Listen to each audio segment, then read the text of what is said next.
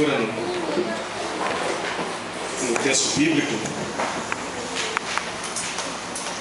Nós então estamos dando início nesta série que tem por objetivo a ênfase do Advento, E durante então esse mês as ministrações elas terão esse enfoque.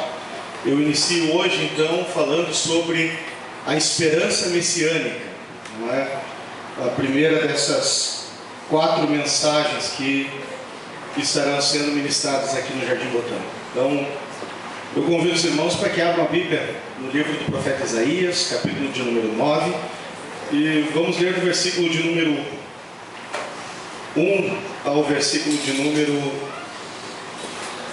7.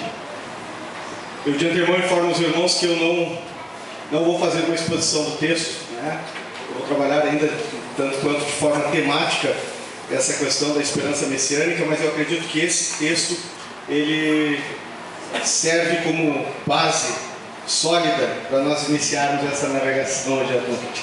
Isaías capítulo de número 9, versículo de número 1, diz assim: mas para a terra que estava aflita, não continuará a obscuridade.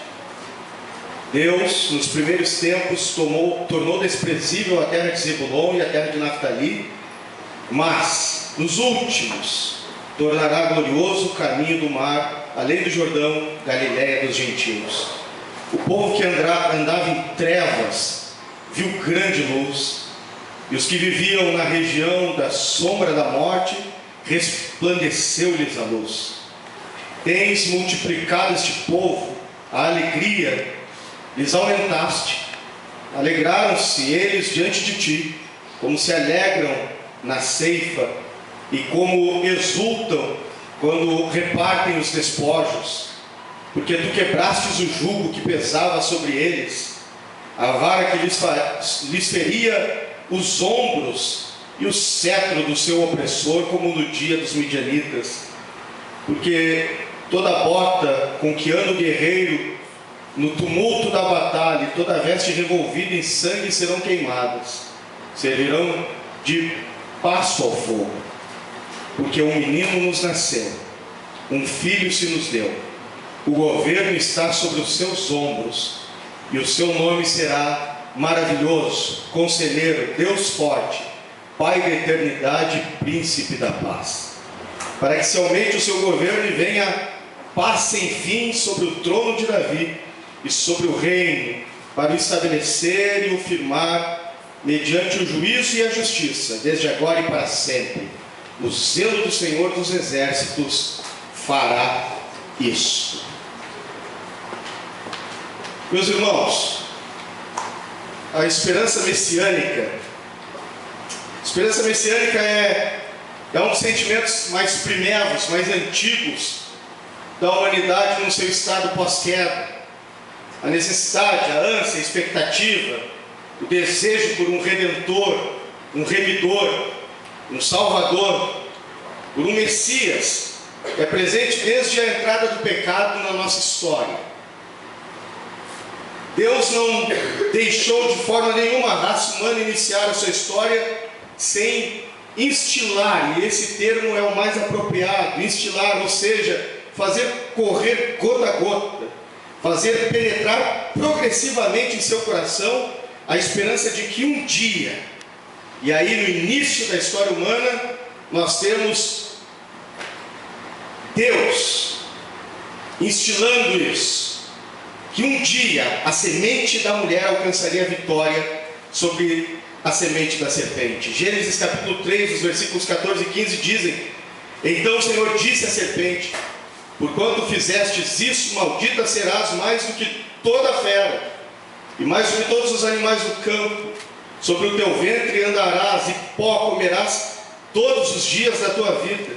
E porém inimizade entre ti e a mulher, entre a sua semente, entre a tua semente e a sua semente, esta te ferirá a cabeça, e tu lhe ferirás o calcanhar. Pronto, está dado o start desse desejo, dessa expectativa, dessa ânsia por um Messias e por um remidor. Portanto, a partir de agora, na história da humanidade, não é sem razão que nós vamos perceber isso. Por exemplo, no capítulo 4 ainda do livro do Gênesis, quando Eva, ela dá à luz a Caim, diz o texto bíblico, Gênesis 4:1, e conheceu Adão a Eva, sua mulher, e ela concebeu e deu à luz a Caim, e disse: alcancei do Senhor um homem. Aqui está a semente, a expectativa messiânica, a presença dessa esperança. Lameque também viu em Noé um homem que o Senhor lhe havia dado e que traria consolo dos trabalhos e das fadigas de suas mãos. Gênesis capítulo 5, dos versículos de número 28 a 29 dizem: e viveu Lameque 182 anos e gerou um filho, a quem chamou Noé, dizendo: este nos consolará acerca de nossas obras e do trabalho das nossas mãos, por causa da terra que o Senhor amaldiçoou. Depois do dilúvio, Canaã, um dos filhos de Noé, de fato foi amaldiçoado, mas sem seu irmão foi abençoado, e essa bênção se estendeu também a seu irmão Jafé.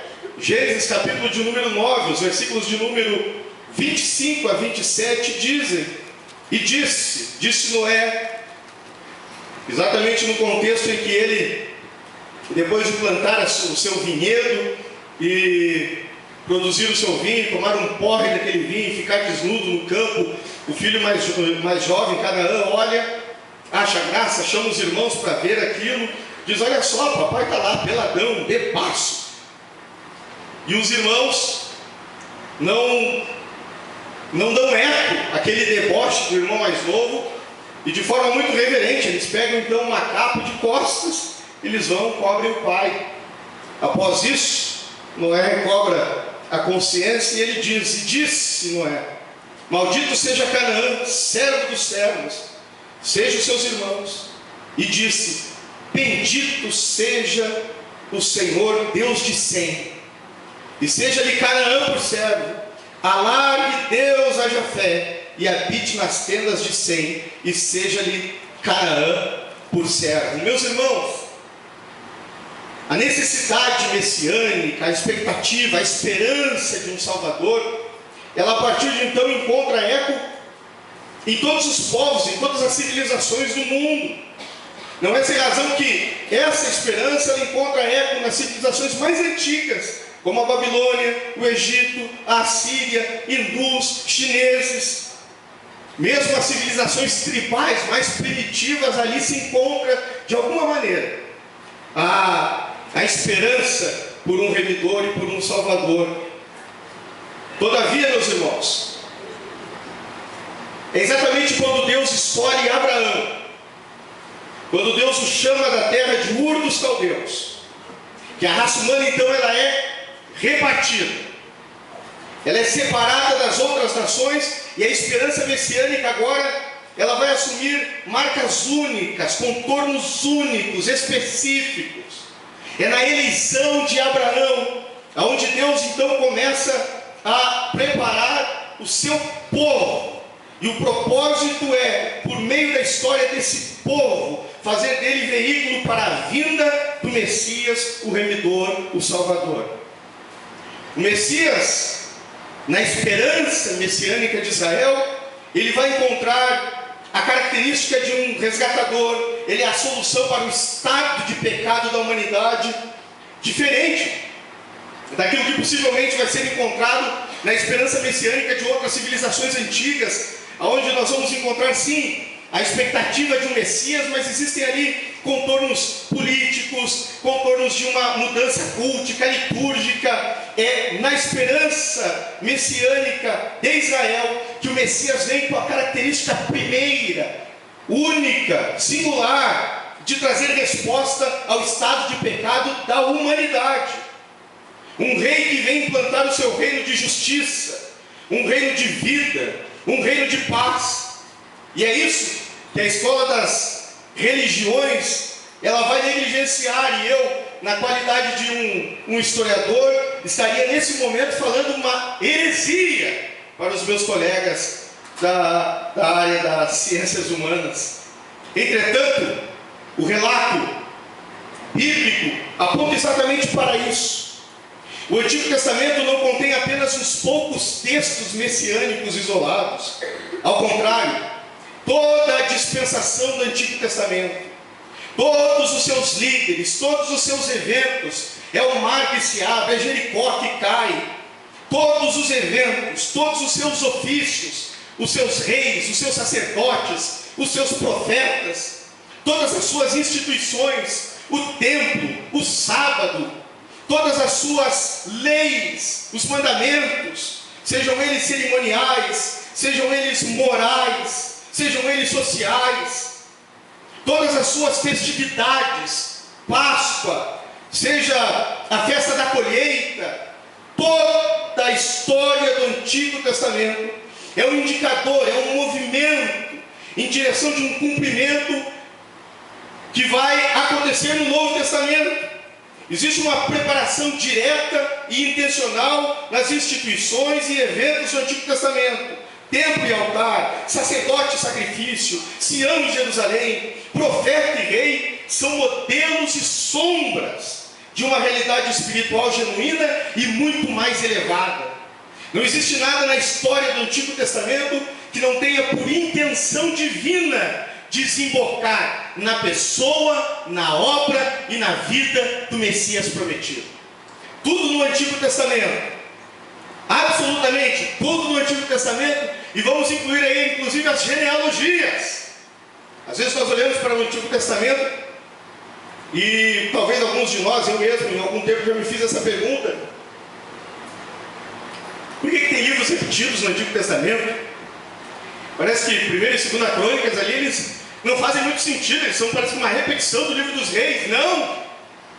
Há uma intenção divina em mostrar o registro da ação de Deus em preservar a casa de Davi, a descendência de Davi. 1ª e 2ª Crônicas são 2 livros que vão se deter especificamente na realidade do Reino do Sul. E ali, a demonstração do cuidado divino, da soberania divina, do trabalhar desse Deus soberano, preservando a linhagem do Messias para o cumprimento do seu plano soberano e eterno. Essa é a razão, não é sem propósito. De maneira que nenhum de nós pode ter autorização, enquanto cristão, de olhar para o Antigo Testamento com outros olhos. O Antigo Testamento é essa preparação. O Antigo Testamento é essa sombra, como usa dizer Paulo, da realidade que haveria de vir e a realidade ao Messias. Meus irmãos, dos ofícios do Antigo Testamento, o ofício de rei, ele é o ofício que se destaca, especialmente esse ofício alcançou uma importância típica em Israel singular. Gênesis 49:10 há uma profecia linda que diz o seguinte: o cetro não se arrebatará de Judá, nem o legislador dentre os seus pés, até que venha Siló, o enviado, e a ele se congregarão todos os povos.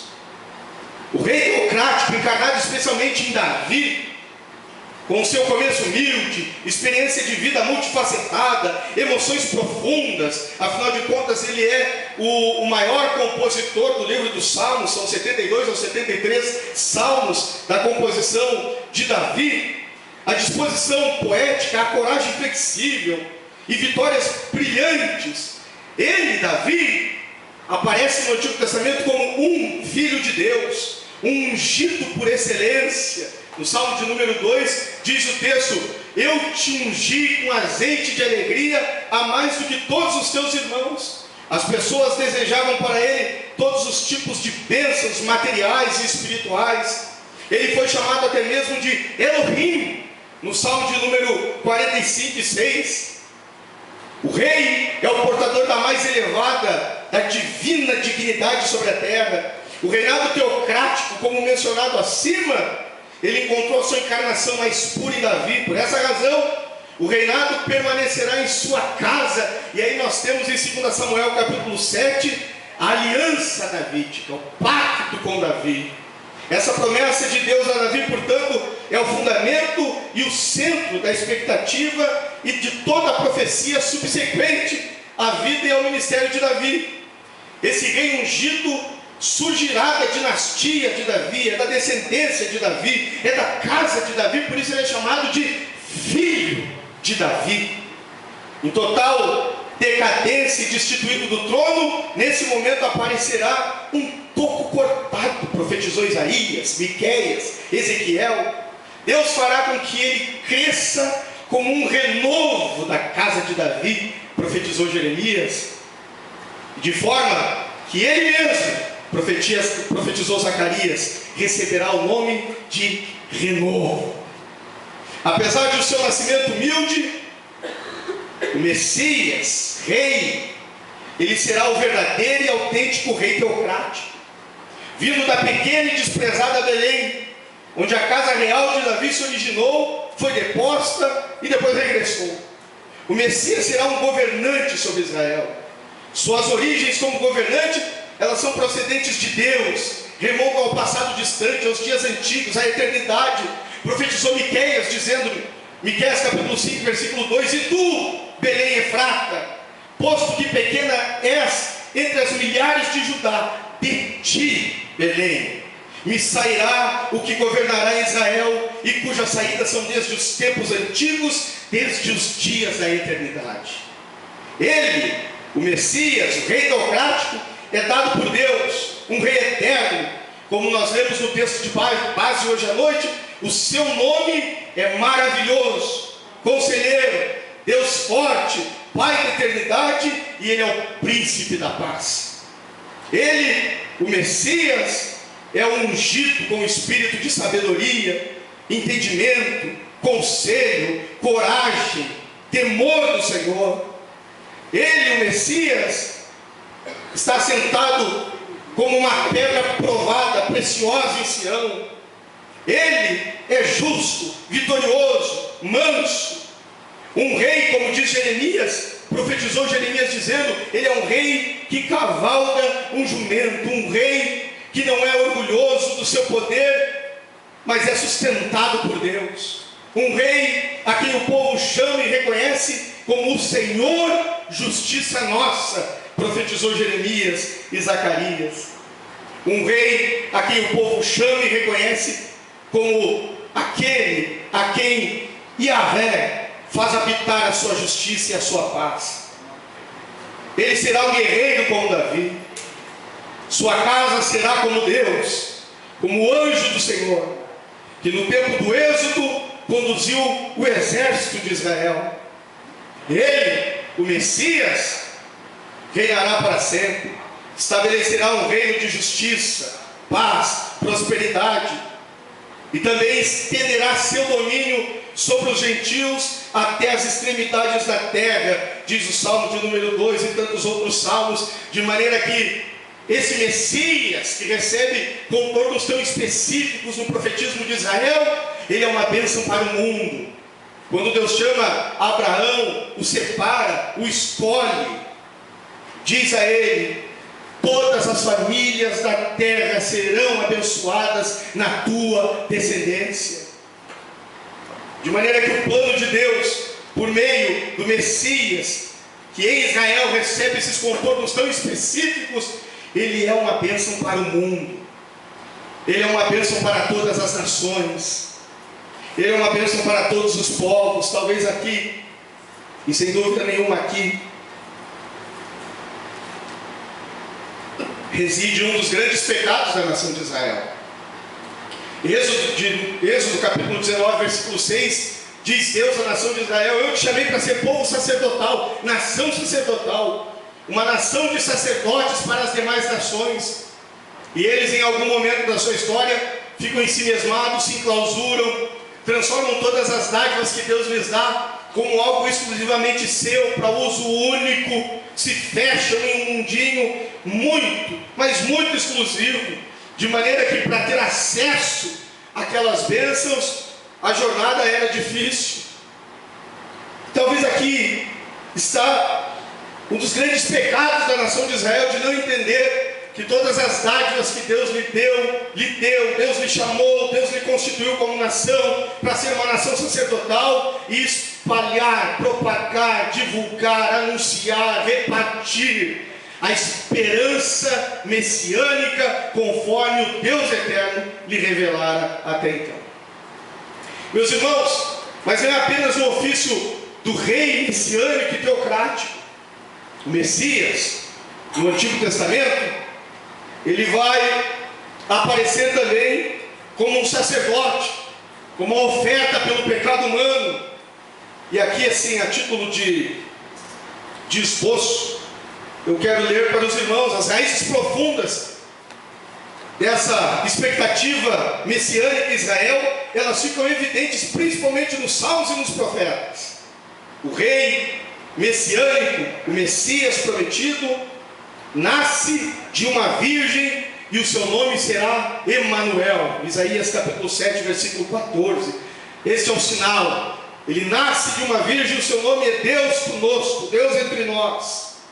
Ele é aquele que, quando nascer, grandes viriam adorá-lo. O Salmo de número 72, o versículo de número 10. Seu nascimento, profetizou Jeremias, seria acompanhado por uma matança de crianças. Jeremias 31, 15.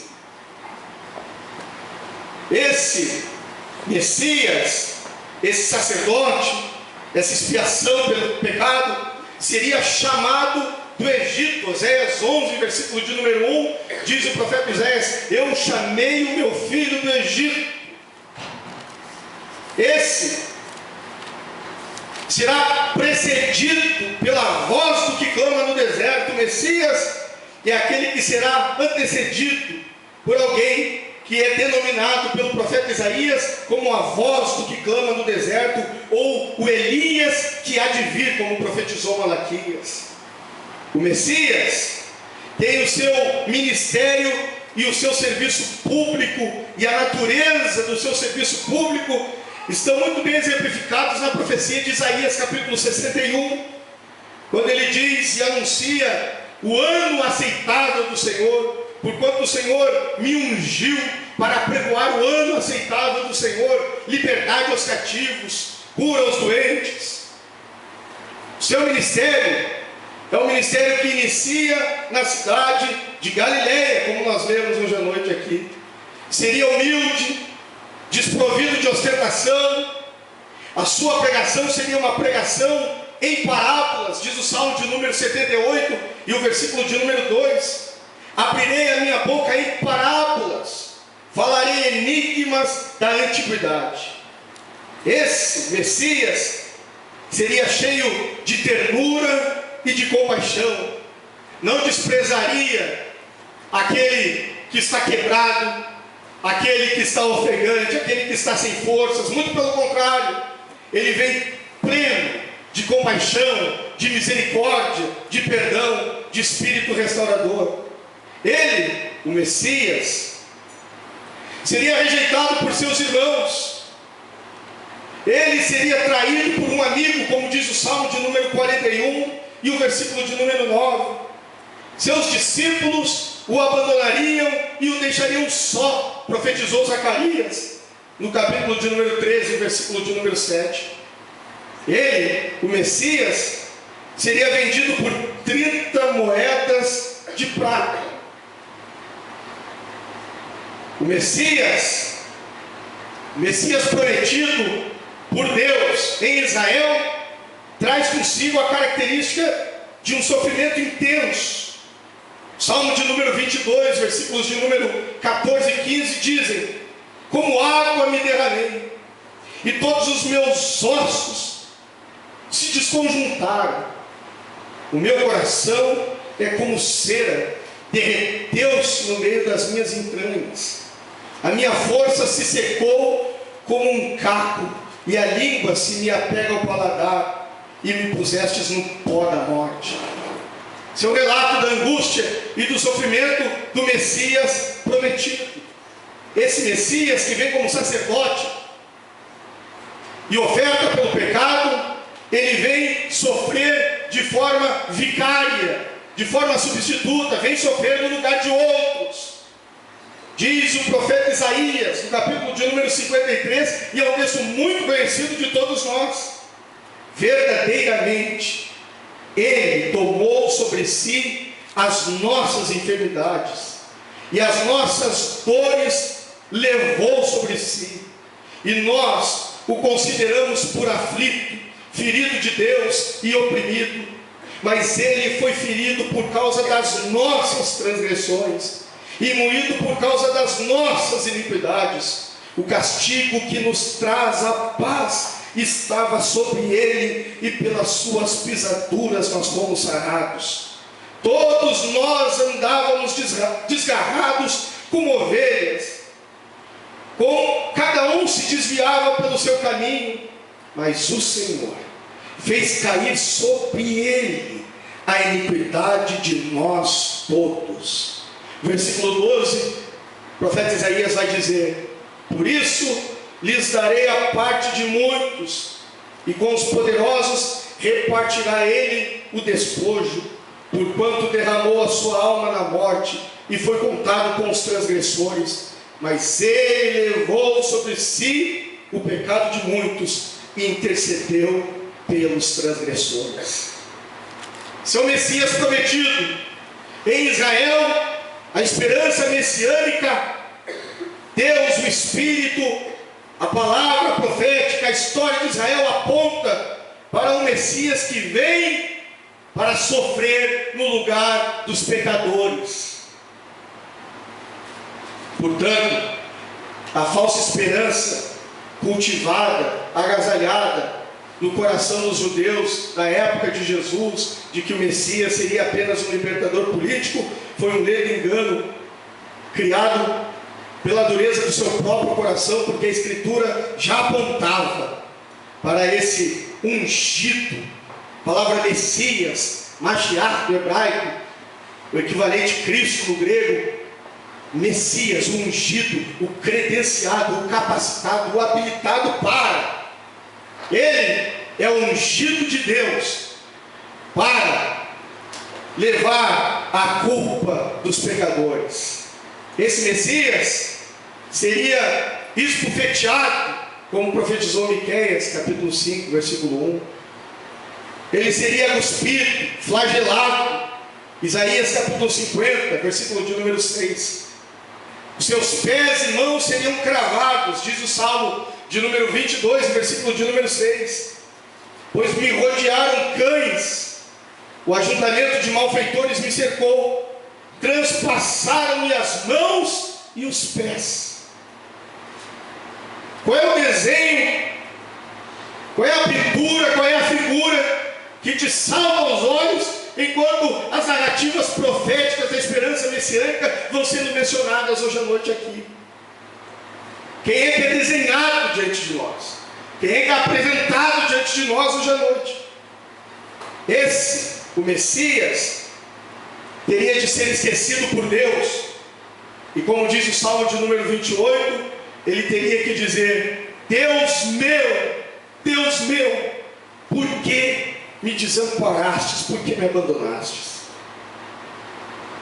Nenhum dos seus ossos seria quebrado. Salmo de número 34, versículo 20. Esse, o Messias, ele seria transpassado. Zacarias, capítulo de número 12, e o versículo de número 10, eles nos dizem o seguinte: mas sobre a casa de Davi e sobre os habitantes de Jerusalém derramei o espírito de graça e de súplica, e olharão para mim a quem transpassar, e prantearão sobre ele, como quem pranteia, como quem chora, como quem lamenta pelo filho unigênito, e chorarão amargamente por ele, como se chora amargamente pelo primogênito que se perdeu. Esse Messias, ele não veria a corrupção, seu corpo não sofreria a decomposição, diz o Salmo de número 16, o versículo de número 10. Esse, o Messias prometido no Antigo Testamento, é aquele que há de ressuscitar. Diz o profeta: os teus mortos, também o meu cadáver, viverão e ressuscitarão.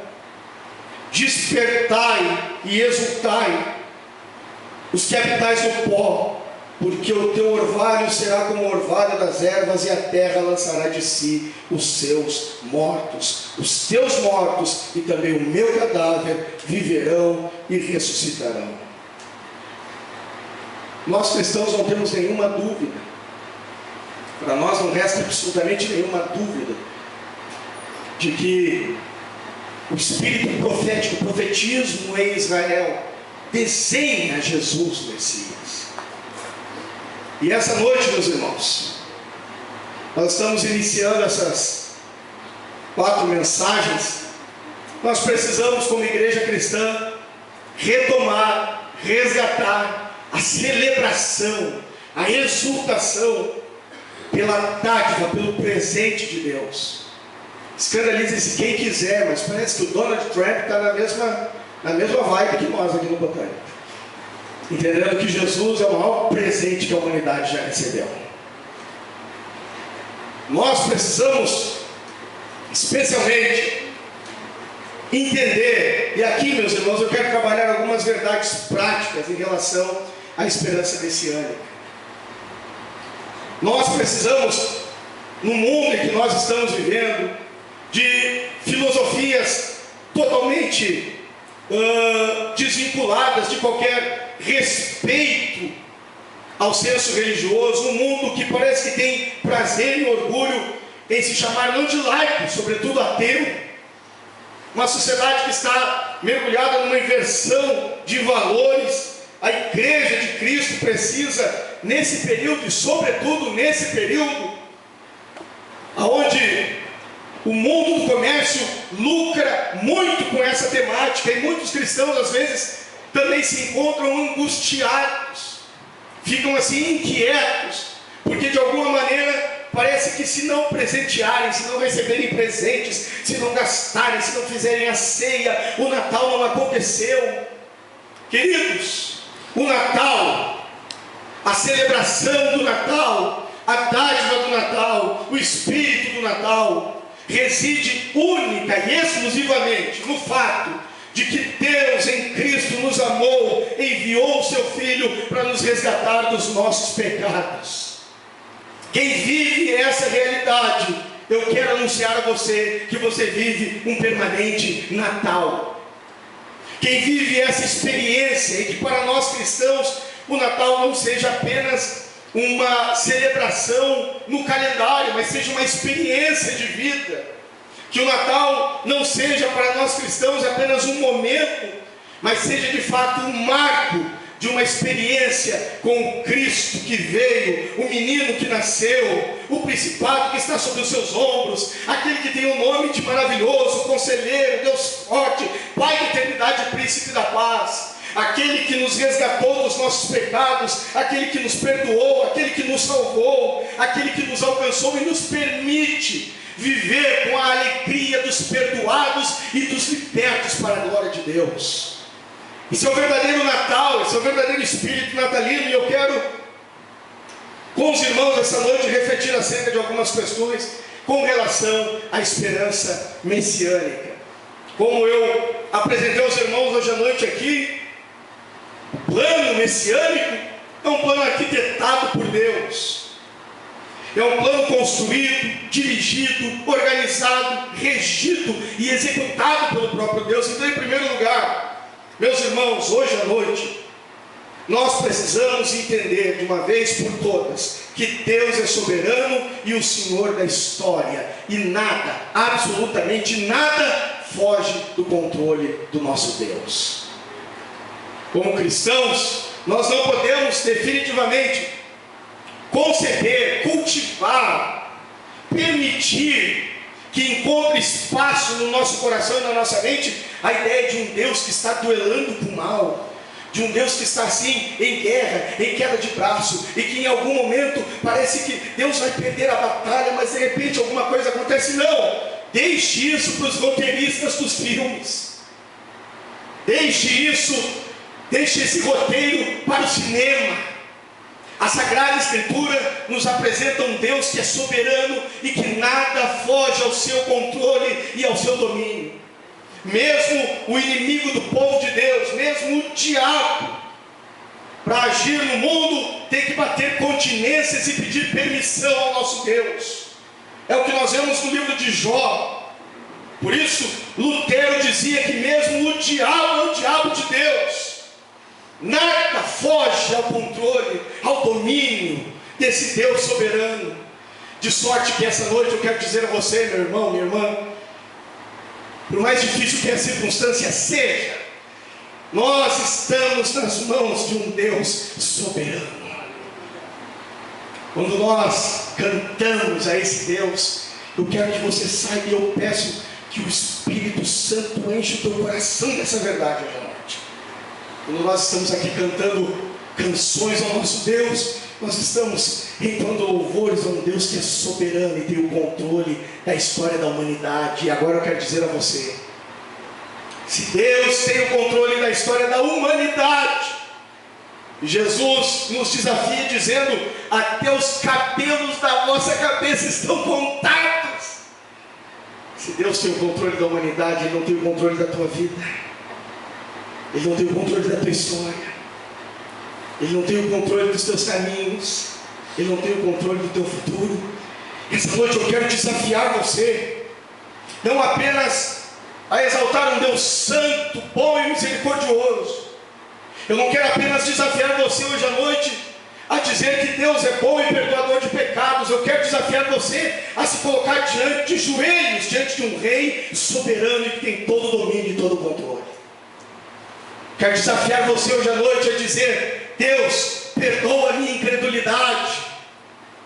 E como muitas vezes eu tenho dito, eu gosto de uma das definições de fé, que é a seguinte: fé não é apenas crer no poder de Deus, é sobretudo crer no caráter de Deus. Eu amo essa definição de fé, porque essa definição de fé, ela encontra eco em todo o texto bíblico, do Gênesis ao Apocalipse, de um Deus que, por ser soberano, Ele tem o controle de tudo. E porque Ele tem o controle de tudo, eu sei que Deus é bom o tempo todo. O tempo todo Deus é bom. Ainda que eu não entenda, ainda que eu não compreenda, ainda que eu busque respostas para determinadas situações de dor, de desconforto, ainda que eu busque respostas que em alguns momentos e em muitos momentos da vida nós não teremos, que são aquela velha pergunta que nós fazemos no ápice dos nossos sofrimentos e da nossa dor: ó Deus, por que comigo? A fé bíblica diz: eu não entendo, mas eu sei que Deus é bom. Como é desafiadora nesse momento, e eu acabo de lembrar do que disse Martinho Lutero: eu não sei por quais caminhos me levará Deus, mas eu conheço bem aquele que me guia. Essa noite eu quero desafiar você a sair desse culto exatamente com esse coração. Eu não sei por quais caminhos Deus me guiará, eu não sei quais são os entraves que eu vou encontrar na minha caminhada e na minha vida, mas eu sei, e eu posso dizer, que ainda que eu passe pelo vale da sombra e da morte, eu não temo mal nenhum, porque o Senhor está comigo. Deus é soberano, é o Senhor da história, nada foge do seu controle e nada foge do seu domínio. Essa é uma verdade que para alguns ela é belamente romântica, para outros é profundamente dolorosa. Entretanto, para aqueles que acham bonita, alvissareira, uma verdade que produz gargalhadas na alma, e mesmo para aquele que agora, hoje à noite, aqui me ouvindo e dizendo: é verdade, irmão Davi, Deus é soberano, mas só Deus sabe as lágrimas de sangue que eu derramo quando tenho que proclamar essa verdade. Tanto para um quanto para outro, eu quero dizer a você, independente da forma como isso ecoa na tua alma e no teu coração, Deus é soberano e é o Senhor da história. Essa noite, eu repito, mais do que desafiar você a sair daqui louvando a Deus pelo perdão dos pecados, eu peço que o Espírito Santo nos coloque de joelhos diante desse Rei soberano. E de joelhos diante desse Rei soberano, nós confessarmos a Ele e dizermos a Ele: eu sei que tu não podes e nenhum dos teus pensamentos pode ser impedido. Segunda verdade que eu gostaria de refletir com os irmãos hoje à noite é que cada um de nós, enquanto igreja cristã, deve rejeitar, e eu vou dramatizar um pouco mais aqui, eu vou dizer abominar qualquer entendimento, qualquer uso do Antigo Testamento que seja desvinculado da pessoa de Cristo. Não aceite, rejeite, muito mais, abomine qualquer uso, qualquer consciência que utiliza o Antigo Testamento desvinculado da pessoa de Jesus, da obra do Messias. Eu repito, o Antigo Testamento, todo ele, toda a sua história, todos os seus líderes, todas as suas instituições, todas as suas festas, todas as suas celebrações, elas apontam para Jesus. É sobre Jesus, tudo é sobre Jesus. Que coisa boa cantar numa igreja que é madura do ponto de vista litúrgico. Até a música ajuda na pregação. Tudo fala sobre Jesus, tudo aponta para Jesus, tudo desemboca em Jesus. Em Jesus está o cumprimento de todo o Antigo Testamento. O Antigo Testamento não fala de você, não fala de mim. Não aceite a ideia, a manipulação, o mau uso do Antigo Testamento de pessoas mal intencionadas que querem manipular, usar o Antigo Testamento para falar de você. Não se coloque no lugar de Gideão enfrentando os midianitas. Não assuma o lugar de Davi enfrentando Golias. O Davi que enfrentou o Golias chama-se Jesus de Nazaré, que enfrentou o Golias do pecado e o derrotou na cruz do Calvário. Não é sobre você, não é sobre mim. O Antigo Testamento não fala da nossa história. O Antigo Testamento está apontando para Jesus, está falando de Cristo, está falando do Messias, está falando do Redentor, está falando do nosso bendito Salvador. Não aceite, não caia nesse conto, não caia nessa história.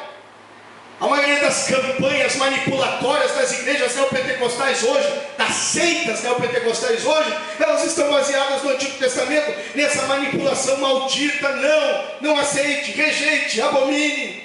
O Antigo Testamento, sempre que é anunciado, tem que desembocar em Jesus, tem que apontar para Jesus, tem que apresentar o Messias, tem que exaltar o Filho de Deus, tem que manifestar a beleza da dádiva do presente de Deus, Jesus de Nazaré, aquele de quem disse Isaías que o povo que estava em trevas, nós vimos uma grande luz. Bendito seja o nome do Senhor. Meus irmãos, em último lugar, para que não vire vigília, e alguém vai pensar assim: puxa vida, os pregadores aqui geralmente pegam mais tempo. Em último lugar, e eu penso que aqui é um desafio individual para cada um de nós, eu quero fazer uma pergunta para você: onde é que está depositada a tua esperança? Onde é que está depositada a tua esperança? Porque muitos hoje, mesmo alguns que se dizem cristãos, têm uma profunda expectativa de que a vida será feliz de verdade se eu alcançar a estabilidade financeira. E a estabilidade financeira vira um ídolo, vira um Deus. Tudo gira em torno da estabilidade financeira. E muitos nesse caminho da busca da felicidade na estabilidade financeira acabam virando pessoas extremamente egocêntricas, egoístas, fechadas em si mesmo. Onde está a tua esperança? Muitos têm a sua esperança num relacionamento matrimonial. Se casar, ele vai encontrar a felicidade plena. E aí tem gente que vive assim com uma inquietude enorme, concentrando num possível marido, ou numa possível esposa, depositando ali toda a esperança da felicidade. Se eu casar, serei feliz de verdade. Eu vou descobrir o que é a felicidade da vida. O problema é que pessoas que transformam o relacionamento matrimonial em um ídolo acabam virando pessoas extremamente adoecidas do ponto de vista relacional. Adoecem elas e aqueles que lhes cercam, porque tornam as pessoas o alvo da sua pseudo-felicidade, um totem, um objeto de louvor. E aí toda sorte de adoecimentos comportamentais eclodem: ciúmes doentios, sentimento de posse, um desejo de controle inominável. A pessoa não sabe nem por que reage daquela maneira, mas reage dessa forma. Quando vem está dando respostas de dominação e de descontrole, é porque você está transformando a tua esperança no matrimônio na esperança da tua felicidade plena, a esperança da tua vida. Aonde está a tua esperança? Talvez no sucesso profissional. E meus irmãos, tudo que eu estou apontando aqui, nada disso é pecado em si, contanto que esteja no seu devido lugar. Essa noite eu quero dizer a você: Deus é o autor e o consumador da nossa salvação. Deus sabe o que de fato nós precisamos, e Deus providenciou o que de fato nós precisávamos. O que de fato nós precisávamos era de um Redentor que nos libertasse definitivamente do pecado e quebrasse as nossas algemas e as nossas cadeias. Esse, lhes apresento hoje à noite, é Jesus, o Cristo, o Messias, o Filho de Deus. E aí que tem que estar residindo, morando, habitando toda a esperança da tua felicidade. Aí sim, quando Ele for o centro da tua existência, a estabilidade financeira e o caminho para ela será um caminho pacificado. Árduo sim, exige dedicação sim, disciplina sim, mas será um caminho pacificado e alegre. Aí sim, o matrimônio será uma realização de completude, felicidade e louvor, sobretudo ao Deus que te salvou. E se Ele é o teu Salvador, Ele também é o teu provedor. Bendito seja o nome do Senhor. A realização profissional, a aquisição de bens, tudo isso fará sentido quando o centro da nossa existência estiver muito bem resolvido. Ele só estará resolvido quando aquele que deve ser o centro estiver no seu lugar, que é Jesus, o Filho de Deus. Essa noite eu desafio você, no nome de Jesus, a refletir de fato aonde é que está a tua esperança, aonde é que de fato está concentrada a tua expectativa nesse ano. Essa noite talvez alguns de nós foram trazidos por Deus aqui para que reconheçam essa noite diante de Deus que o seu Messias não é Jesus. Talvez o seu Messias até a noite de hoje tem sido a estabilidade financeira sim, tem sido o marido, tem sido a esposa, tem sido a realização profissional, a aquisição de bens. Esses têm sido os teus Messias. É isso que tem feito latejar a tua alma em busca de paz e felicidade. Hoje à noite você veio aqui para ouvir a seguinte verdade: uma só coisa te falta, e ela chama-se Jesus de Nazaré, o Filho de Deus. É Ele que precisa ser o centro da tua existência. É nele, e com Ele, e para Ele, e dele, que deve brotar a tua alegria e a tua mais plena satisfação e realização. Essa noite, quem tem ouvidos ouça o que o Espírito diz à igreja. Eu quero contar a igreja, vamos colocar de pé no nome do Senhor Jesus.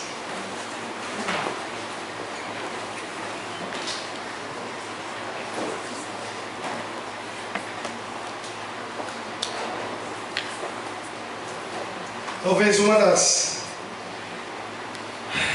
Isso eu digo assim, meus irmãos, desprovido de lisonja, porque nós somos todos homens de Deus e não precisamos disso aqui. Mas talvez uma das mensagens mais poderosas que eu já ouvi o Rodrigo ministrar aqui foi aquela a respeito do coração. Aquela mensagem sobre o coração, ela ainda hoje mexe, pelo menos comigo. E essa noite é a noite de nós discernirmos o nosso coração diante da verdade da palavra. Deus providenciou a nossa necessidade maior. A ânsia maior da humanidade por um libertador plantada pelo próprio Deus foi solucionada e executada por Ele mesmo. Deus providenciou e executou a nossa salvação. E essa noite eu quero desafiar você a diante de Deus, diante do Senhor, dizer a Ele e pedir a Ele perdão, misericórdia, se de alguma maneira está vivendo reconhecidamente uma dessas idolatrias mencionadas aqui, ou talvez outras que eu não mencionei, e pedir a Deus e ao Santo Espírito, mediante a palavra, que de fato a nossa alegria, o nosso contentamento e o nosso prazer maior estejam concentrados na pessoa do Senhor Jesus. Depois disso, eu não sei que hino Edilene tem no coração, mas se nós pudéssemos cantar de novo Tudo é sobre Jesus, eu acharia inspirado. Vamos orar, meus irmãos. Querido Deus e Pai, no precioso nome de Jesus, essa noite nós, mais uma vez, na Tua presença, jubilamos de alegria, porque nós estamos com a família da fé. É renovador, é fortalecedor o simples fato de estar aqui, de estar junto, de estar perto, de olhar os meus irmãos, de estar com a família da fé. Essa mística gloriosa da Tua graça, que nos fortalece na comunhão dos santos. Bendito seja o Teu nome, porque não existe nenhum outro lugar melhor do que esse lugar de noite aqui. Nós queremos Te adorar, Te exaltar. Sobretudo essa noite nós queremos bendizer o Teu nome, porque Tu és um Deus soberano. Tu és um Deus que tem o controle de tudo e de todos. Nada foge ao Teu controle, nada. Nenhum dos nossos sorrisos, nenhum dos nossos prazeres e nenhuma das nossas dores e lágrimas, elas fogem ao Teu domínio e ao Teu controle. Essa noite nós queremos reverentemente nos prostrar diante de Ti, soberano Deus, e dizer e pedir a Ti, como um dia o pai daquele menino endemoniado pediu: aumenta-nos a fé.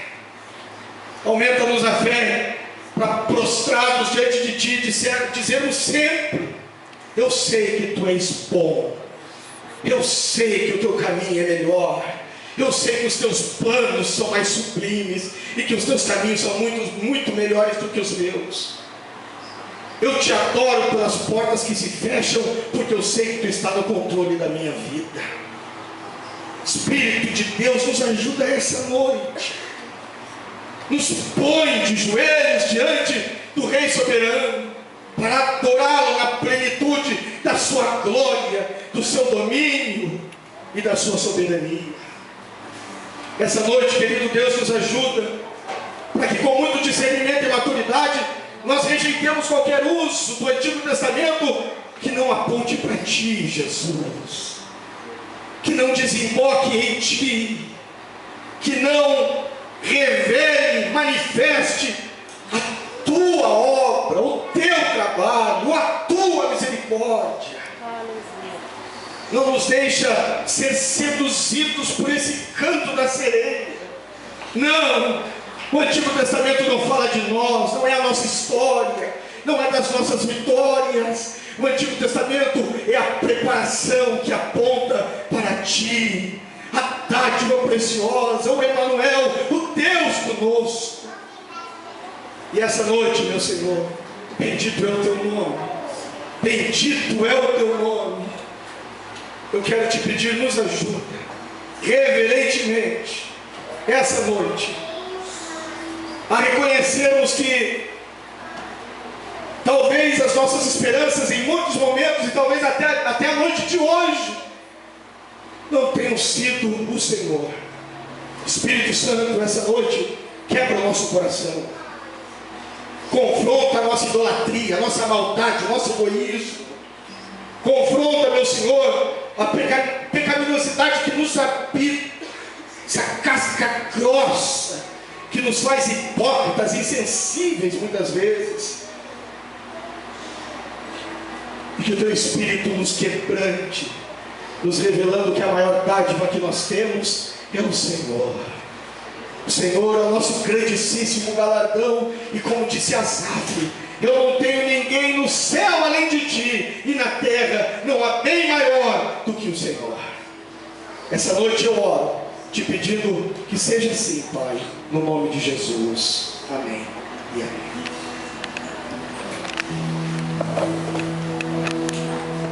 Jesus é o centro de tudo que há.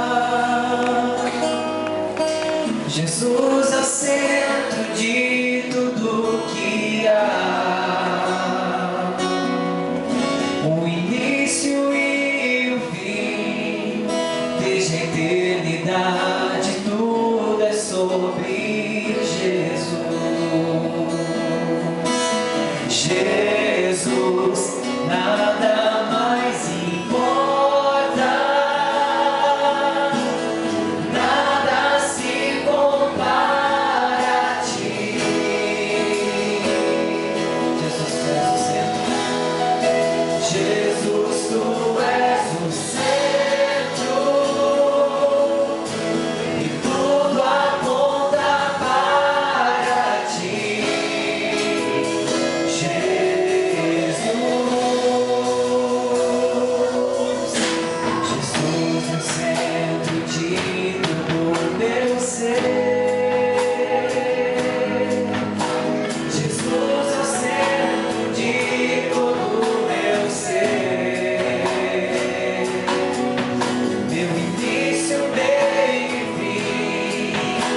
Eu vivo sempre para Ti, meu Jesus.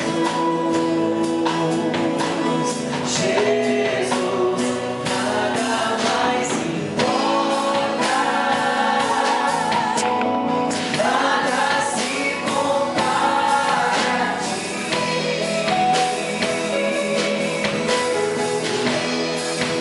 Jesus, Tu és o centro.